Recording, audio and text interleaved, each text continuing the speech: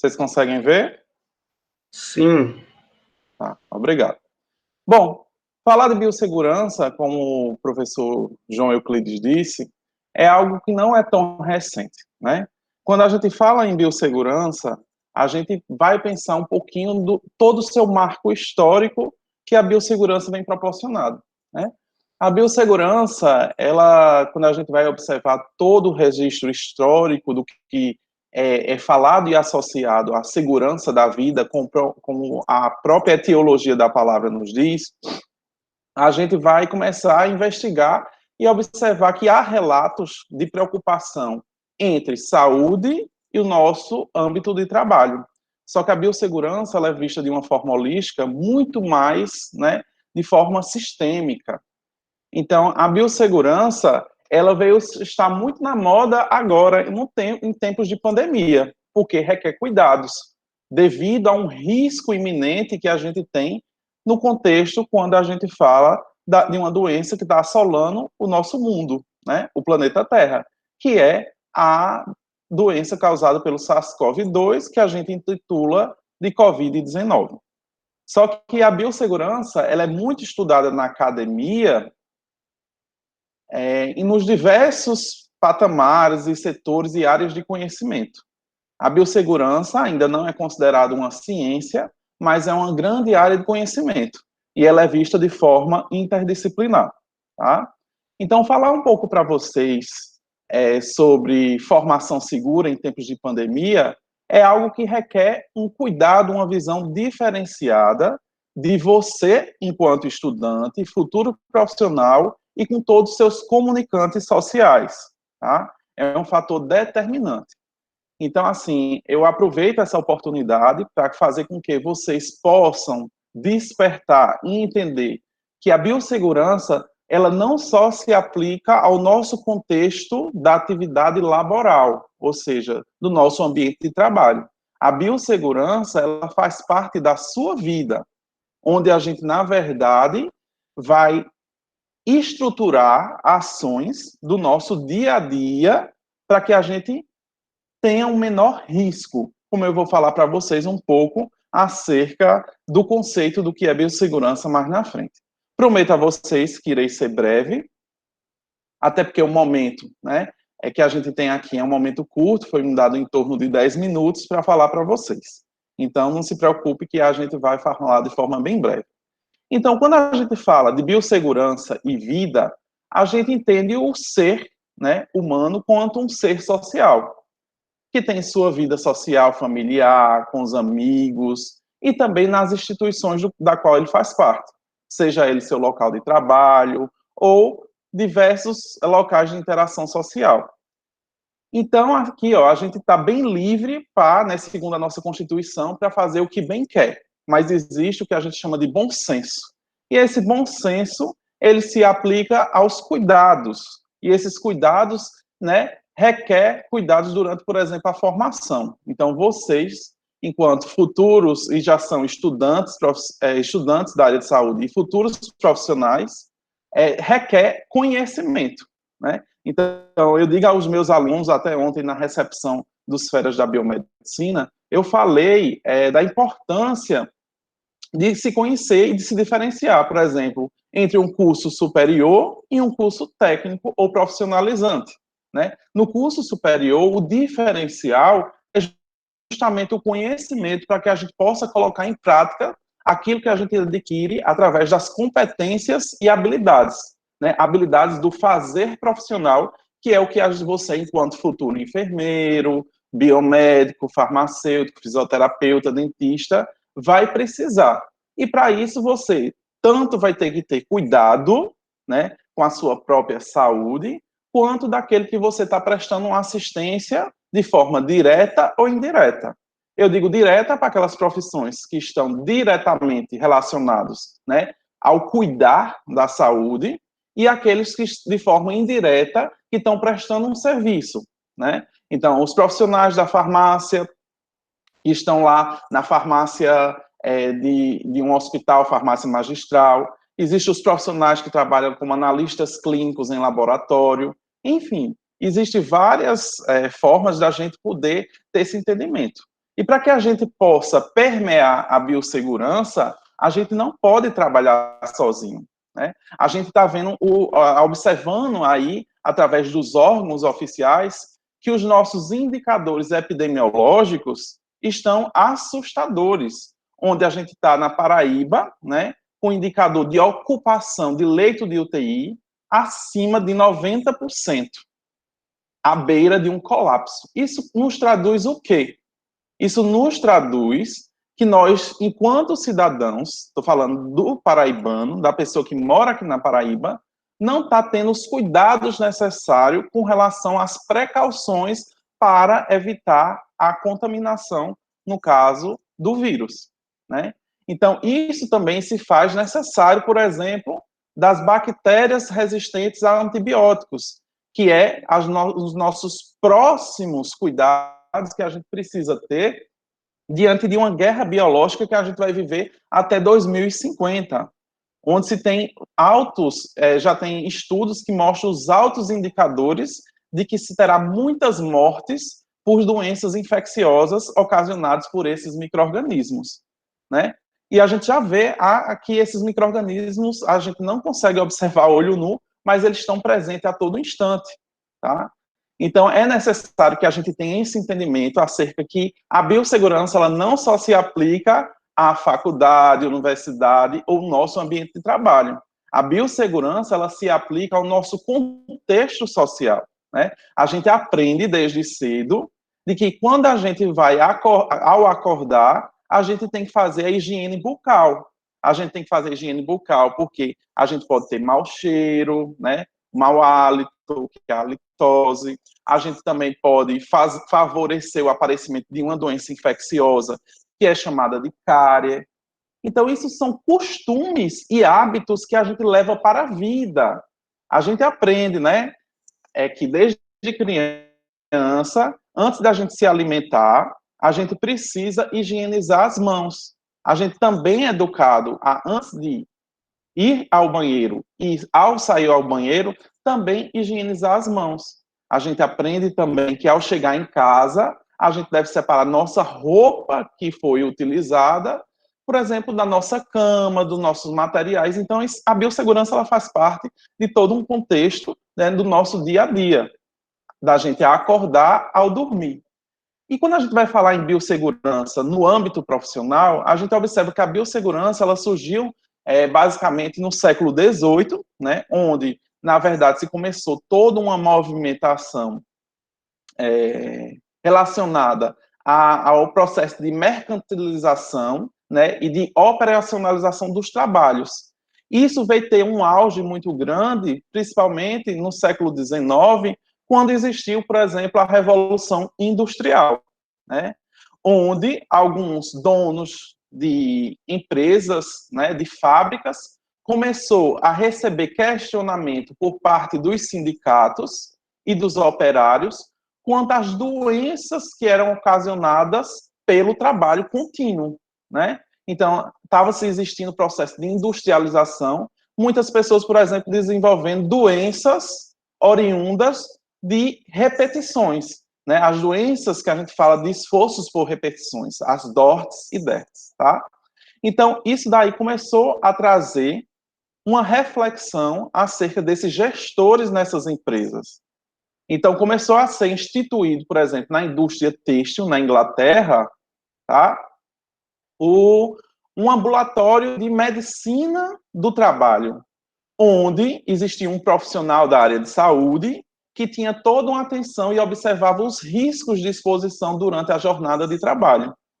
E daí se espalhou por toda a Europa, onde vários países começaram a implementar esse tipo de ambulatório, né, ou parcerias, para que pudesse ter essa atenção com a saúde do trabalhador e começasse a minimizar os riscos e trazer os melhores indicadores que era de produtividade nessas empresas.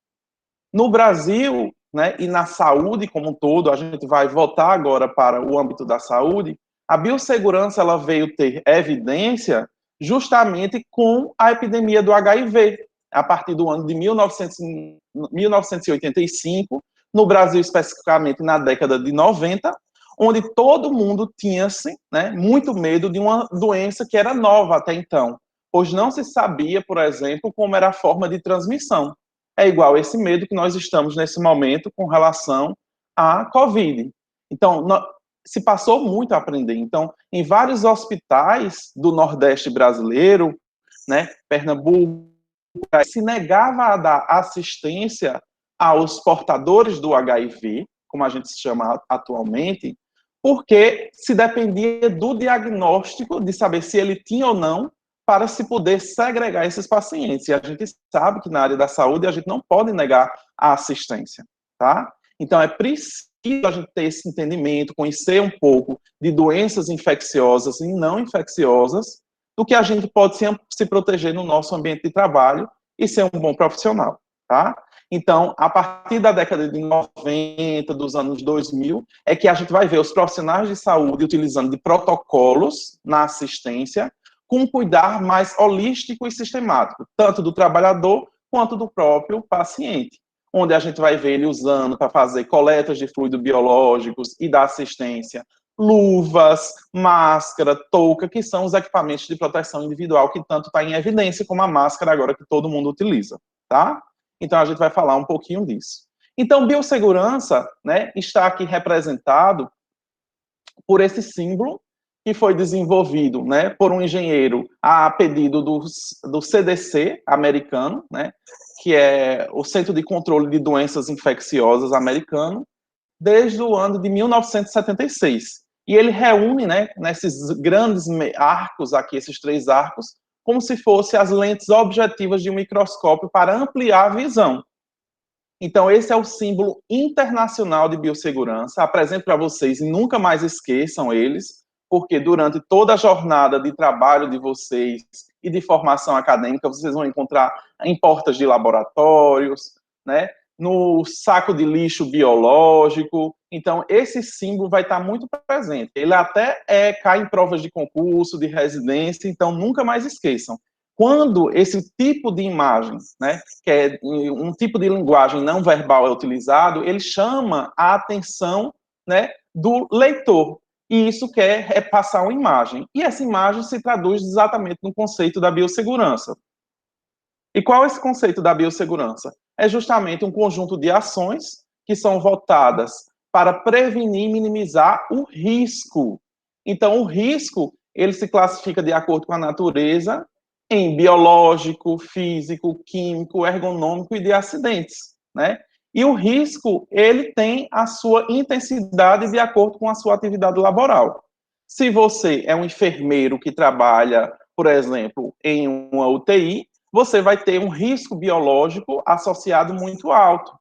Então, o que é que você vai fazer? Você vai fazer um conjunto de ações, né? Utilizar de algumas premissas das boas práticas de trabalho, você vai utilizar das estratégias de higiene das mãos, utilização dos EPIs, EPCs, dos protocolos de higiene e limpeza, do uso sistemático e correto de drogas e medicamentos.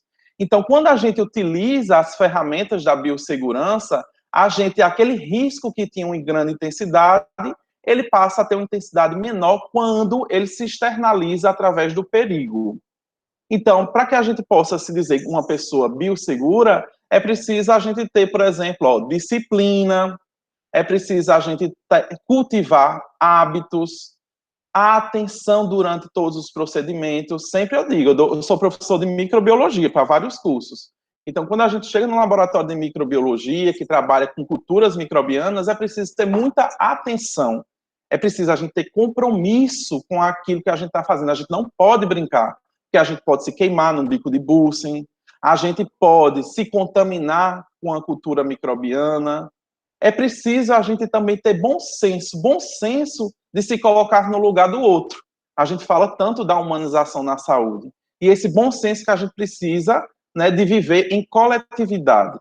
E também é a cultura da segurança, onde a gente coloca esse fator do conjunto de ações para que a gente possa minimizar esses riscos como hábitos, né?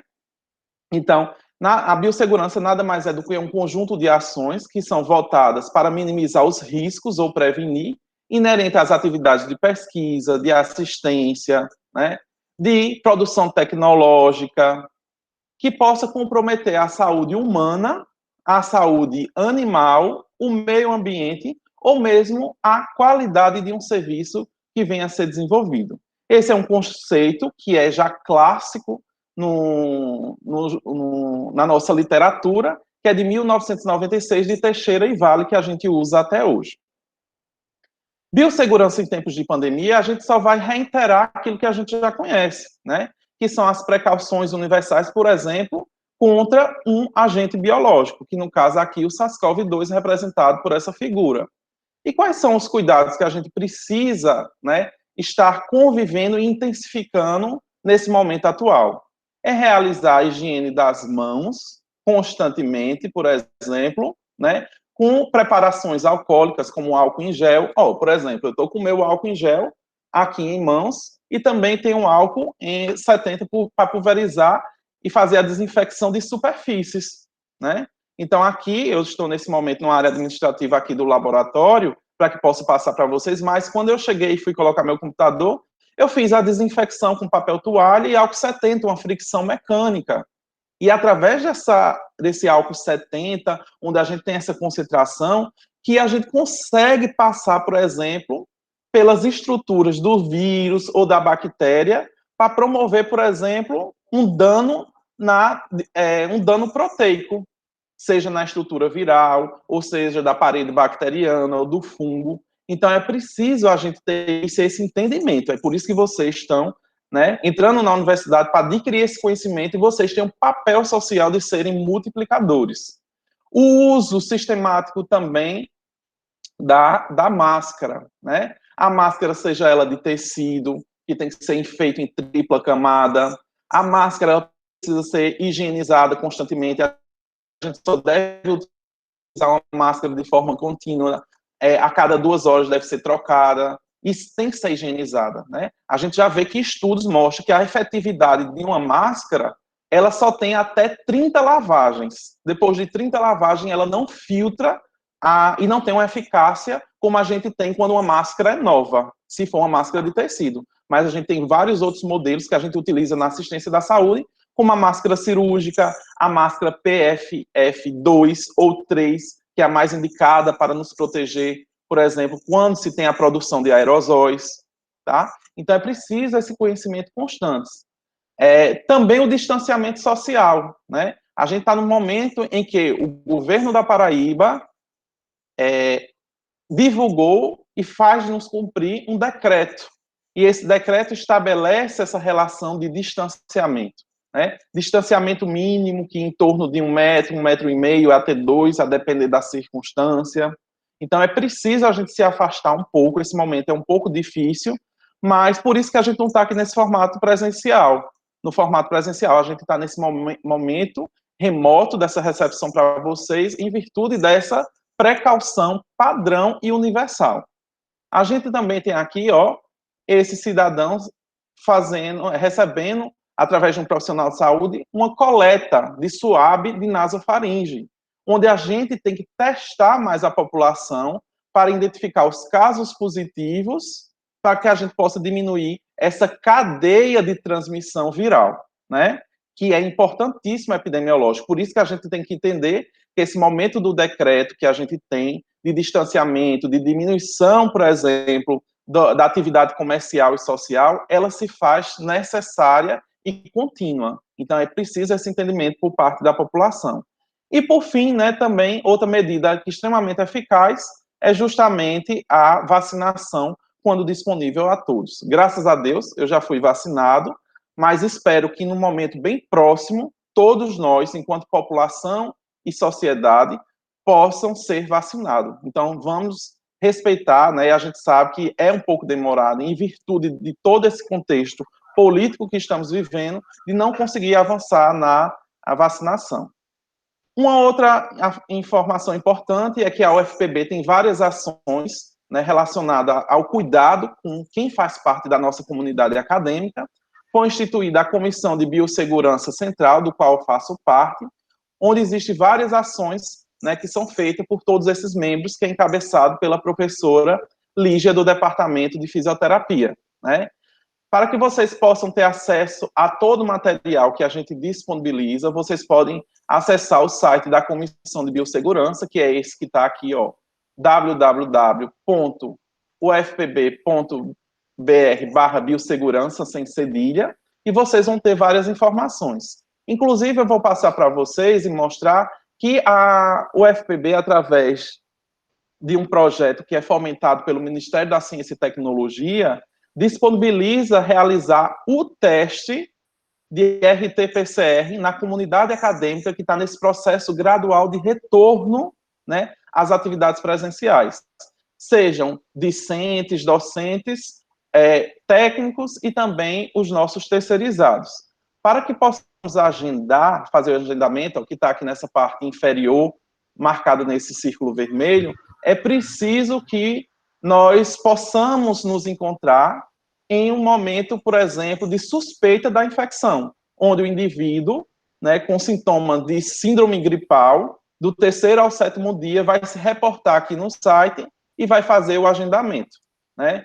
Para isso, nossa universidade tem uma sala de coleta. Essa sala de coleta é no térreo do Centro de Ciências Médicas, aqui ao lado do Centro de Ciências da Saúde, onde a universidade está identificada, ó, com vários indicativos de faixas e banners sobre a sala de coleta.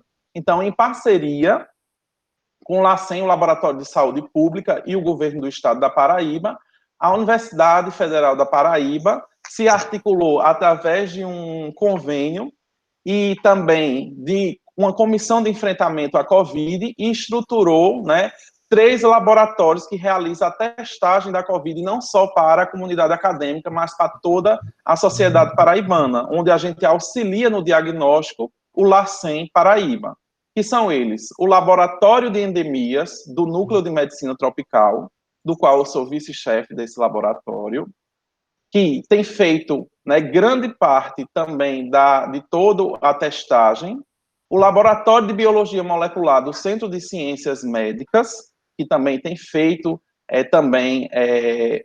testagem, né, contínua, e o Laboratório de Vigilância Molecular Aplicada da Escola Técnica de Saúde, que não só faz a testagem da parceria com o LACEN, mas também é o laboratório que faz toda a parte de testagem de biologia molecular dos pacientes e profissionais de saúde do Hospital Universitário Lauro Vanderlei.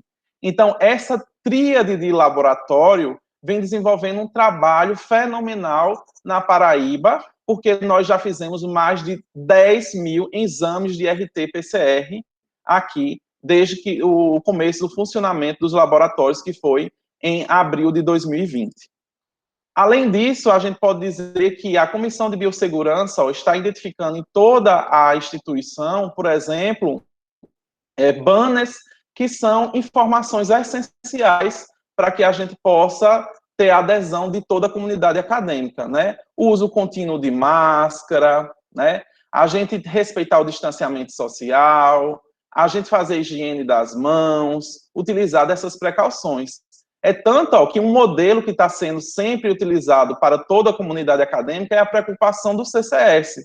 Isso daqui são ambientes de sala de aula, né, onde a gente já vê, através da assessoria de graduação do CCS e da Comissão de Biossegurança do nosso centro, a preparação das nossas salas de aula, né, com distanciamento social, com as precauções de higiene das mãos, onde tem dispensas e os quadros informativos, para que no momento oportuno em que o nosso retorno possa ser possível, no modelo híbrido, a gente já tenha todos esses cuidados. Então, nós que somos instituição, estamos pensando em vocês que estão em casa, né? Através de todas essas estratégias e com a adesão da gestão central, onde desde a gestão da professora Margarete Diniz, em continuidade com a gestão do professor Valdinei, a Comissão de Biossegurança Central e de cada centro, departamento e unidade acadêmica vem intensificando essas ações, tá? Eu deixo aqui para vocês uma notícia que foi publicada essa semana, né, que um novo protocolo de novo normal foi publicado pela Secretaria Estadual de Saúde, onde 95% dos municípios da Paraíba estão em bandeira laranja, ou seja, requer muita atenção desse momento e implementação das medidas de biossegurança, né? Para finalizar, eu deixo essa imagem linda aqui, desse local no qual estou nesse momento, porque não tive nenhum momento de isolamento social para que a gente possa dar continuidade a essas ações de diagnóstico, mas deixo aqui essa foto para que vocês possam marcar na cabeça de vocês. Nesse momento era para nós estarmos todos no auditório do bloco, né, da terapia ocupacional e fonoaudiologia, no nosso maior auditório, recebendo e observando e nos encontrando pessoalmente. Mas deixo aqui essa imagem, né, do CCS, que é o maior centro dessa instituição, para que vocês possam ficar com esse gostinho e no momento oportuno a gente se encontrar. Né? Desejo boas-vindas a todos e que vocês possam ser multiplicadores desse conhecimento. Tá? Abraços a todos. Desde já agradecemos ao conhecimento que nos foi repassado pelo doutor Bruno Henrique Andrade Galvão, que com tanta sapiência, né, e